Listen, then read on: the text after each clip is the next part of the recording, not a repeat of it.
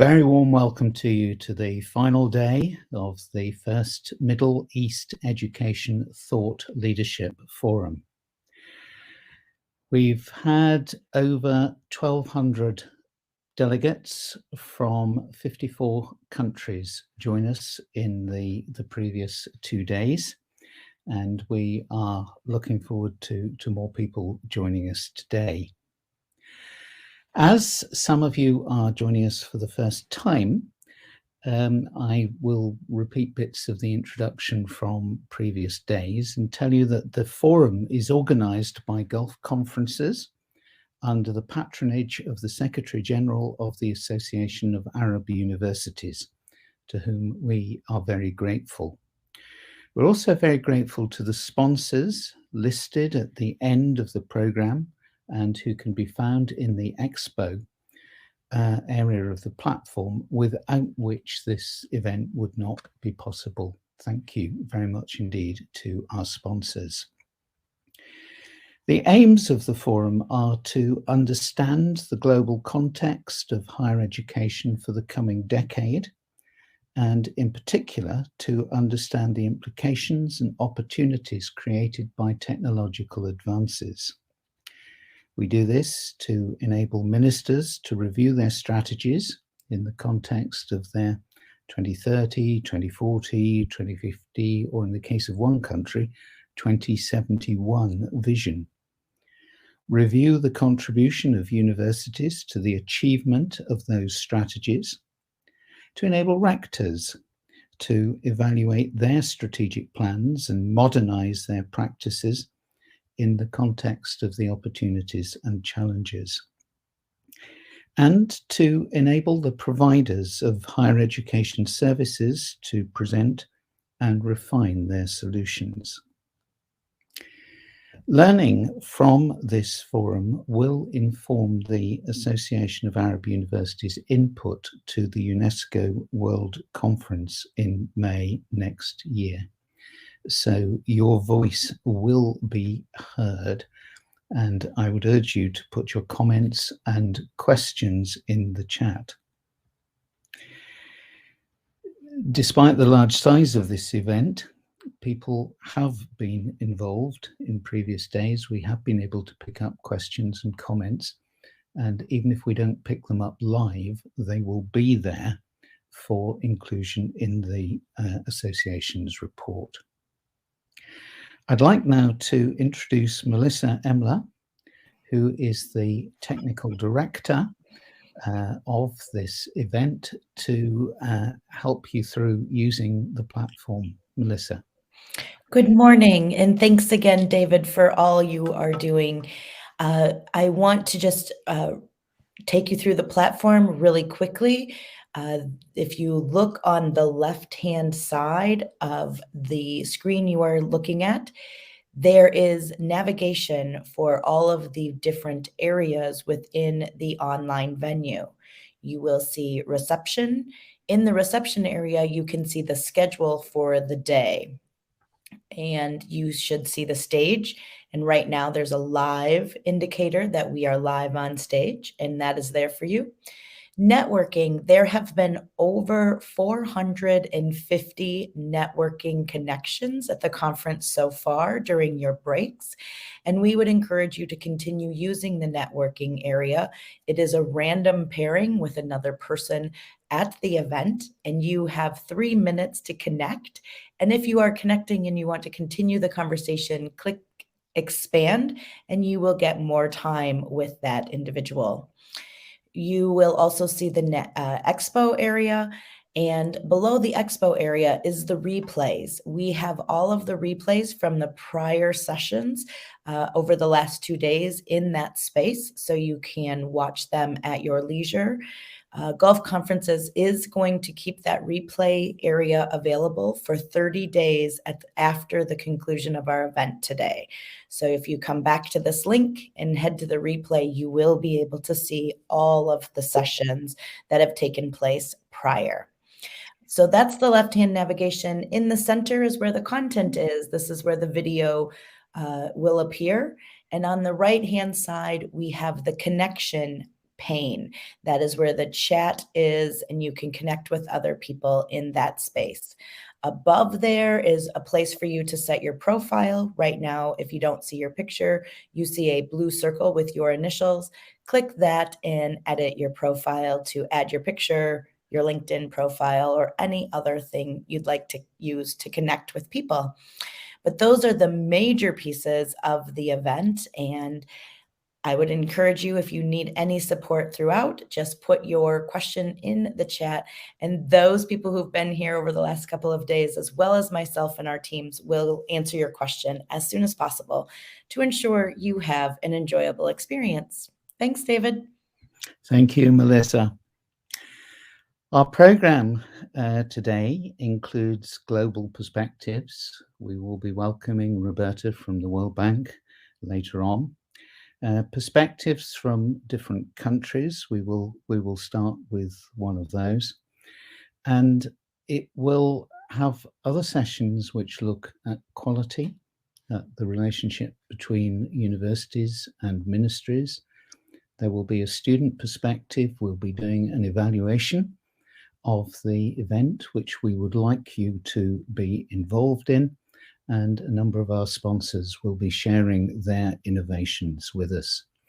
We'll finish with a session with the Secretary General of the Association, the Arab Association of Universities, and the Vice President of Arlene, which is its leadership development arm, when we will review what has been said.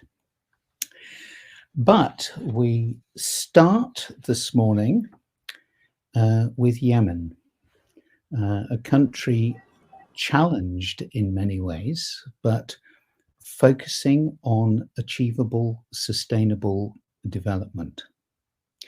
And we're very pleased to welcome Dr. Ali Ajash, Undersecretary of Higher Education at the Ministry of Higher Education and Scientific Research in Yemen.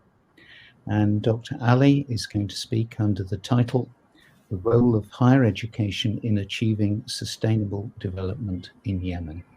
Dr. Ali, welcome. Hello and welcome for everyone here, and thank you very much, Mr. President. I will speak in Arabic, please, as you if you let me speak in Arabic. بسم الله الرحمن الرحيم. I will share screen. Give me permission, please, to share screen. Hi, Dr. Ali. Right below where you are looking, there's a share screen button. If you click that, and then there is no option for I found share screen. Yes, share that, and then share screen. Okay. Yes, and then pick the window or the tab that you want to share.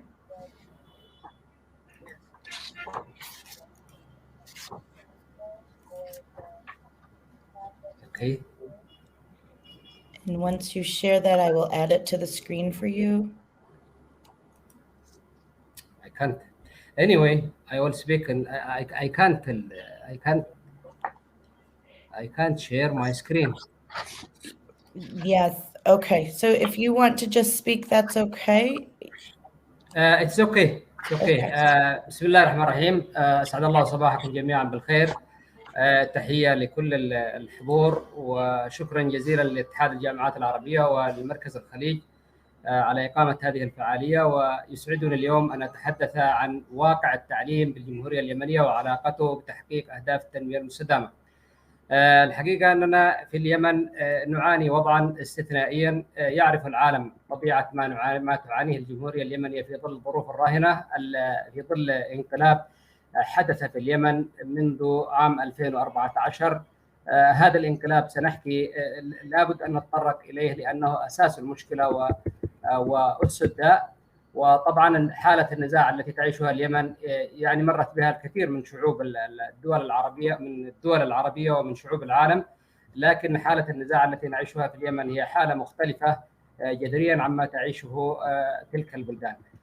ولذلك سنبدأ بالتطرق إلى مسألة النزاعات وآثارها على في مجال التعليم، حيث نخسر الأرواح، تدمر البنى التحتية، يتدنى مستوى الإنفاق على التعليم، تتدنى جودة التعليم، يحدث التشريد والنزوح الجماعي ويسبب عائقا دون توفير التعليم، تتفشى الأمية ويسود الجهل، تهجر الكفاءات من أعضاء هيئة التدريس ومن المعلمين. وهناك آثار عديدة للنزاعات لا أريد أن أتطرق إليها، لكنني سأدخل إلى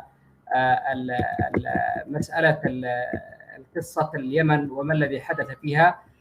اليمن كانت تعيش حالة من الاستقرار في ظل دولة ضعيفة، لكن قامت ثورة في عام 2011 ضد النظام السابق، وحدث بعد ذلك أن دخلت جماعة مسلحة تبني نظريتها في الحكم على العنف وعلى تأصيل ديني، يجعل من هذه الجماعة جماعة متسيدة، جماعة يعني الله سبحانه وتعالى كلفها بإدارة شؤون الدولة وإدارة شؤون المجتمع. ولذلك قامت نظريتها على أنه لا يجوز أن يحكم إلا من كان ينتسب إلى البطنين الحسن أو الحسين، وهي نظرية ثيوقراطية تناقض كل التطورات البشرية الحادثة في الوقت الراهن وفي الأزمنة الغابرة حتى. نتيجة لذلك هذه الجماعة قامت بانقلاب على السلطة الشرعية، وهو انقلاب يختلف عن أي انقلاب في أي بلد. ما حدث في بلدان أخرى هو انقلاب القوات المسلحة شرعية، لكن ما حدث في اليمن هو انقلاب جماعة مسلحة تمردت على الدولة واستولت على السلطة والحكم بقوة السلاح. ولذلك ظهرت هذه الجماعة المتطرفة التي تمارس الإرهاب ضد اليمنيين، يعني نتيجة تسلطها وتسيدها وتحكمها في المشهد. نتيجة ذلك اندلعت حرب منذ عام 2015، وبناء عليه يمكننا الولوج إلى واقع التعليم في الجمهورية اليمنية. أصبحت الجامعات اليمنية في مرمى نيران ممارسات ميليشيا الحوثي الإرهابية المسلحة، وكثير من الجامعات تضررت بشكل مباشر بفعل الحروب والمواجهات المسلحة، كما حدث في جامعة عدن، جامعة البيضاء، جامعة تعز، جامعة أبين وغيرها من الجامعات التي أصبحت تحت نيران الميليشيا المسلحة.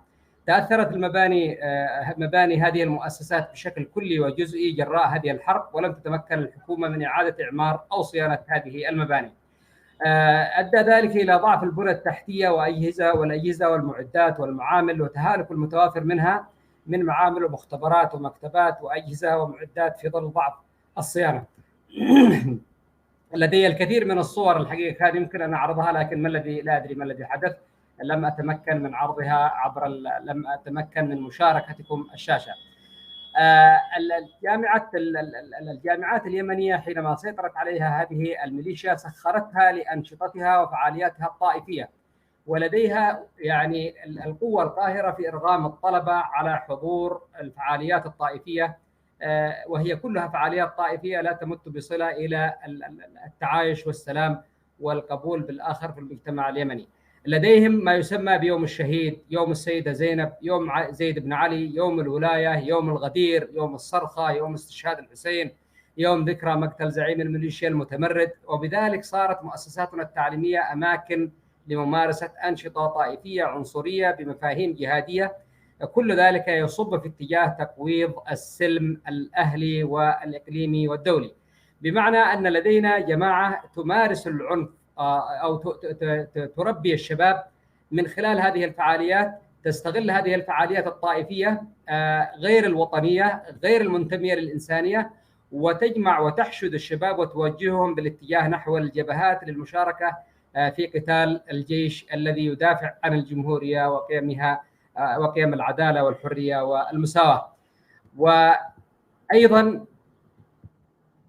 يقتحم الكثير من أفراد هذه الجماعة قاعات الدراسة، يضيقون على الطلاب بدعوى محاربة الاختلاط، منعوا حفلات تخرج الطلاب، منعوا حفلات تخرج الطلاب بدعوى محاربة الاختلاط أيضا عملوا على فصل الطلاب عن الطالبات في قاعات الدراسة، وعملوا حتى حواجز من الإسمنت، حواجز إسمنتية لكي يمنعوا الاختلاط كما يزعمون. طبعا يتصدون للطالبات ويتحكمون، أو بمعنى آخر يوجهون الطالبات بأن هذا اللبس يصح وهذا اللبس لا يصح، وهذا من الدين وهذا ليس من الدين. فهي جماعة إرهابية تمارس الإرهاب ضد الطلاب، وأيضا كذلك تمارسه ضد أعضاء هيئة التدريس. لدينا يعني عينت هذه الجماعة عددا كبيرا من العناصر الميليشياوية التابعة للحركة الحوثية المسلحة. هذه العناصر تفرض القناعات وتحرض على العنف تحت مبرر الجهاد المزعوم. أصبح همهم إعداد مقاتلين يمارسون العنف، لا تأهيل متخصصين يخدمون عملية التنمية كما هي وظيفة الجامعات. توقفت أنشطة البحث العلمي في الجامعات، ويعني هناك قرار في إحدى الجامعات وهي الجامعة التي أنتسب إليها، جامعة صنعاء، رئيس الجامعة المعين من قبل ميليشيا الحوثي المسلحة يعين مستشارا، ما يسمى بين قوسين مستشارا لشؤون البحث العلمي.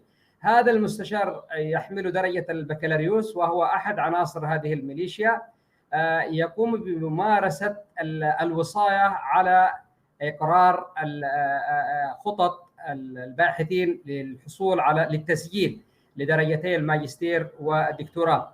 وهناك الكثير من المقررات تم تعديلها في الجامعة، وتم استحداث مقررات أخرى. من على سبيل المثال المادة أدخلوها كمتطلب جامعي سموها الصراع العربي الإسرائيلي، وهي بنفس يعني هذه الميليشيا الإرهابية المسلحة وارتباطها بإيران. هناك مادة أخرى متطلب جامعي أيضا أدخلوها على المقررات الجامعية اسمها الثقافة الوطنية، وهي ثقافة ليست وطنية إنما ثقافة عنصرية تمجد سلالة معينة، يعني ترى بأنها هي الأحق بالحكم، وتجعل من صور أعضاء هذه السلالة ومنتسبيها تتصدر الكتب والمقررات الدراسية، بل إن رسائل ماجستير وطروحات دكتوراه تناقش في فكر هذه الجماعة المتخلفة. أيضا تم تعديلات وتغييرات تؤصل للصراع وتؤصل للعنف، وهناك الكثير من الصور الحقيقة يؤسفني أنني لم أتمكن من عرضها. لدينا معاناة أعضاء هيئة التدريس والإداريين في الجامعات الواقعة تحت سيطرة الميليشيا الحوثي الإرهابية المسلحة، يعني يعانون نتيجة يعني كتم الحريات ونتيجة السيطرة التي تفرضها هذه الجماعة على كل ما يطرح في المحاضرات وفي الاختبارات وفي يعني السيمينارات وفي أي فعاليات أو أنشطة علمية لابد أن تكون متوافقة مع فكر هذه الجماعة العنصري. طبعا يعاني أعضاء هيئة التدريس من انقطاع مرتباتهم منذ 5 أعوام، ولكم أن تتخيلوا كيف العضو هيئة التدريس يعيش بدون مرتب لمدة 5 أعوام، ما عدا نصف راتب يصرف كل شهرين تقريبا أو 3 أشهر، وبدأ هذا الكلام منذ ما يقارب 2، أما 3 سنوات سبقت ذلك فلا توجد مرتبات. لدينا مشكلة كبيرة تتمثل في نقص أعضاء هيئة التدريس وضعف تطبيق القانون في تعيين الجدد منهم، حيث تسعى هذه الجماعة إلى تعيين العناصر الموالية لها لكي تتمكن من السيطرة وتغيير الهوية الفكرية والثقافية للمجتمع اليمني. لدينا هذه الجماعة تفرض سلطة قمعية على الجامعات وتلجم أي أفكار تناقض مشروعها العنصري. تستغل هذه الجماعة الإرهابية مؤسسات التعليم العالي ومنابرها وبرامجها وأساتذتها وطلبتها، وتسخرها لنشر الأفكار الطائفية المتخلفة، وذكرنا بعض الأمثلة منها. تنعدم الحرية الأكاديمية والشخصية لأعضاء هيئة التدريس وللطلبة وللموظفين، وتفرض القناعات الفكرية بالترغيب والترهيب، وتعقد دورات طائفية تكرس الانقسام المجتمعي، ويستغل أعضاء هيئة التدريس الذين عينتهم هذه الميليشيا الإرهابية. هناك دورات طائفية قسرا يتم تنظيمها لأعضاء هيئة التدريس وللطلبة وحتى لكل أفراد المجتمع أو القيادات المجتمعية تؤصل كلها لفكر العنف الفكر الطائفي المتخلف والتأصيل لفكرة الولاية التي يرون بأنهم الأحق بها دونا عن بقية المجتمع اليمني. هناك تهديد لحياة أعضاء هيئة التدريس في ظل سطوة الميليشيا عبر تكتلات ميليشياوية بمسميات متعددة مثل المنتدى الأكاديمي، منتدى الطلاب، حركة جزاء، لجان ثورية إلى آخره. وتم اعتقال عدد من أعضاء هيئة التدريس لدينا، حيث يقبع في سجون الميليشيا عدد منهم منذ بداية الحرب حتى اللحظة، وهناك أعضاء هيئة التدريس تم الإفراج عنهم قبل فترة. ولدي صور في هذا الجانب للأسف أيضا لم أتمكن من عرضها. لدينا أيضا نزوح عدد كبير من أعضاء هيئة التدريس هربا من بطش ميليشيا الحوثي الإرهابية المسلحة. هاجر عدد كبير من أعضاء هيئة التدريس لبلدان العالم بحثا عن الأمان وعن الرزق. عينت الميليشيا خارج القانون عددا كبيرا من العناصر المنتسبة إليها، وهناك إحصاءات أو معلومات تشير إلى تعيين ما يقارب 950 عنصرا من عناصرها في جامعة صنعاء لوحدها دون خضوعهم لشروط التعيين. وبالمقابل تم فصل العديد من أعضاء هيئة التدريس ممن يخالفونهم الرأي، وتم حرمانهم من حقوقهم القانونية مثل التفرغ العلمي، الإجازات دون راتب، التسويات، الإقصاء من التعيينات في مناصب قيادية أكاديمية، حصر ذلك في أتباعهم بعيدا عن القانون.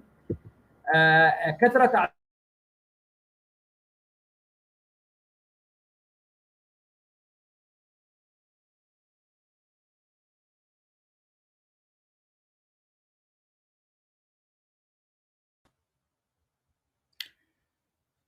We seem to have lost Dr. Ali. My hope is that he will return. I'm not sure whether everybody is having issues with accessing the translation, but for those who are, I'm told that Dr. Ali was talking about what happened in Yemen since 2012 after the revolution. An armed party took control of the state and the legitimate government rebelled. The deterioration of infrastructure, including universities. He was talking about the suffering of the students entering unrecognized courses, and even master's and doctoral theses were under what was described as an extremist approach. The salaries and professors, salaries of professors and faculty members were not paid. Sectarian courses were taught as mandatory for faculty members, and there are faculty members in detention. Now, I have no more information than that, and my colleagues are trying to reconnect with Dr. Ali. But should he not be with us, I see that our next speaker, Professor Martin Henson, has joined us. So we will just give a couple of minutes to try to reconnect. If not, we will try to get Dr. Ali to record the rest of his presentation and put that in the replay area so that can be available for 30 days for you to see.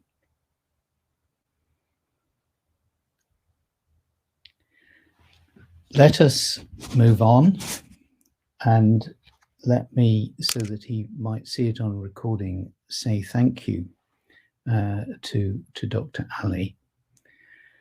And let us move on now to the subject of quality assurance. We've heard much over the last 2 days about internationalization, and the opportunities to do that and how COVID has affected that. But for international partnerships and the free movement of students to be successful, there needs to be confidence that the quality and standards of all the universities involved are aligned. The arrangements which had to be put in place to enable universities to function during the COVID pandemic challenged some of the traditional approaches to quality assurance.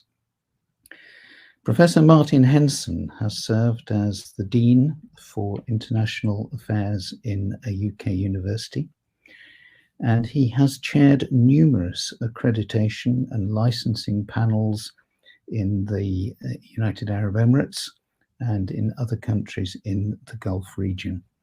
He's now working as an international higher education consultant. And Martin, we're delighted to welcome you this morning to talk under the heading Quality Assurance for Blended Learning Post-COVID. Welcome, and over to you. Thanks, David. Can you hear me all right? We can hear you very clearly. That's excellent. Now, how do I share my my slides? Melissa will magically appear. Melissa will magically appear. Hello, Melissa. Hello, Martin. Okay, so just one question. Are you on a PC or a Mac? On a Mac. I'm sorry, I heard a Mac. A Mac. Okay, and are you sharing a PowerPoint? It's actually a keynote. Okay, so click the share button below. I can see that, yes. Yes, Share and screen. when you share this, it might take over your whole screen and you might not see us, but that's okay. We can hear you and see you. So click share and then have your keynote available.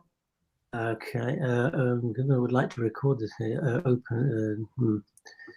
I think I'm going to have to allow. Yes, just 1 second. Okay. Thank you, everyone, for bearing with us as we do this with Dr. Martin. Google Chrome will not be able to record the contents of your screen until it is quit. I may need to rejoin you if you just give me 1 second. Okay. So, you know, this happens. So he will be back with us in just a second. And I think what we'll do is we are going to stop broadcasting for just a minute as he comes back in. And I will put an announcement in the event when we are back live. It'll just be 1 or 2 minutes. So if you want to do a quick networking, that would be okay. He will be back with us in just a minute.